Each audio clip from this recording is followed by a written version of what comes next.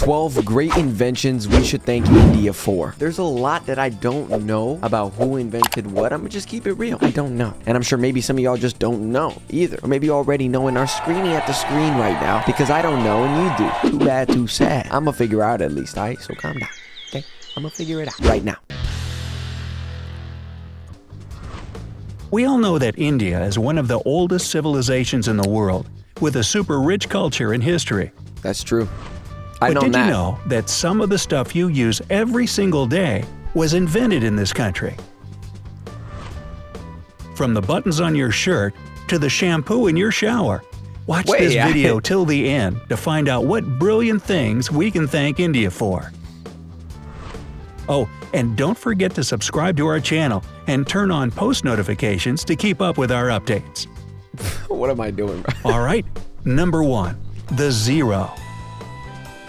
Zero? People in ancient times had always thought that there should be some sort of a sign to indicate nothing. Well, their worries were put to rest in the 5th century AD, when Aryabhata, an Indian genius of math and astronomy, invented the zero as a symbol to represent nothing.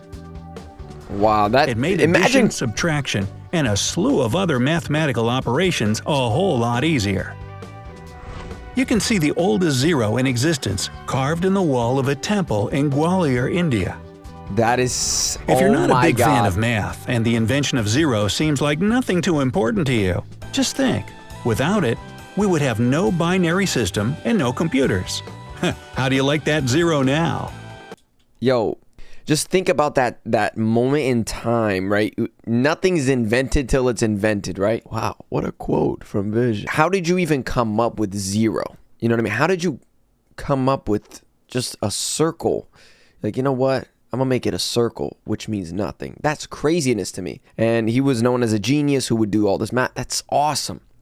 Like, first of all, and I've said in other videos, and maybe if you're new here, I love history. It's one of my, I love history. Every time I went to school, it would usually depend on the teacher, right? If they're lame, they would just kind of teach and make it boring. But then those teachers would make it exciting, like how this video kind of is, like have this fun fact to it. It's really beautiful. I love it. My goodness.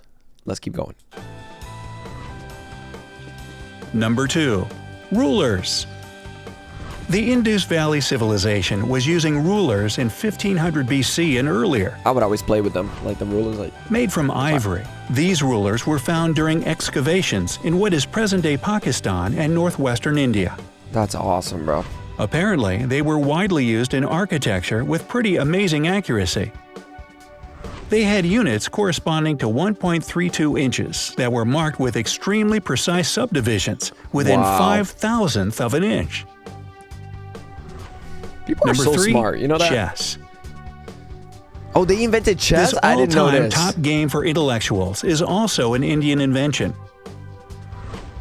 Its ancestor was called Chaturanga, and it was a strategic board game popular during the Gupta Empire around 6th century AD.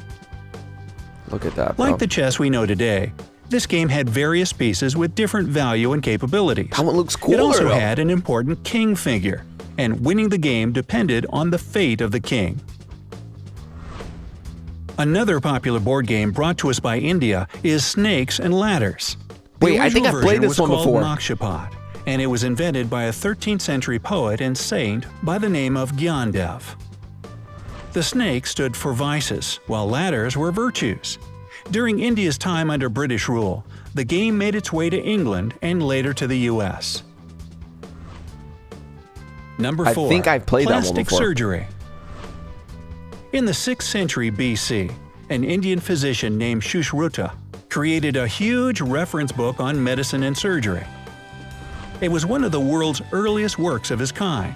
Sushruta, often called the father of surgery in his home intimidating, country, bro. described the use of hundreds of medicinal plants and instructions for performing surgical procedures, including nose reconstruction and skin transplantation from one part of the body to another. The original method of rhinoplasty that involved taking a piece of skin from the forehead to reconstruct the nose is even still used today. But Yo, what was going on with the eye? You saw that at the bottom? To help people who had been deprived of their noses as a punishment for theft or adultery. Ooh, how times have changed. Yeah, an eye for an eye, they would say Number usually. 5. Cataract surgery. Sushruta not only invented plastic surgery, but also performed the first cataract surgery. He used a curved needle to remove the lens from the affected eye. This revolutionary procedure soon became popular outside of India. No. Patients and doctors from around the world visited the surgeon to get operations They call me done Vision, and please learn stop. from his experience. The genius surgeon never turned anyone away. He said that he got all his knowledge from the god of Ayurvedic medicine, Dhanvantari. Number 6. Wireless communication. When you think of the pioneer of radio communication, Guglielmo Marconi probably immediately comes to mind. And that's for good reason, of course. He even received the Nobel Prize in Physics in 1909 for his innovative work.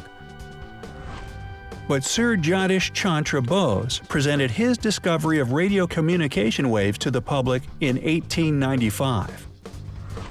He sent an electromagnetic wave across 75 feet at the town hall in Calcutta. The wave passed through walls, rang a bell, and ignited some gunpowder. Marconi used Bose's invention, the mercury coherer, as a pattern to build his operational two-way radio. Bose never patented his work, so he was only credited for his discovery a century later. Number 7. The USB. The USB, or Universal Serial Bus, is a way more recent invention than wireless communication, of course. Oh my. It was brought to us by Ajay Bhatt, an Indian-American computer genius that was working as an engineer for Intel back in the 1990s. AMD for life, AMD. He came up with the idea of a universal port for devices, as he was putting an SD card into his computer. Remember those things? That's crazy, man. The device instantly became a huge hit. Bhatt himself didn't get money or official recognition for his invention. Why does it keep as blinking? He's always insisted that it was the result of teamwork.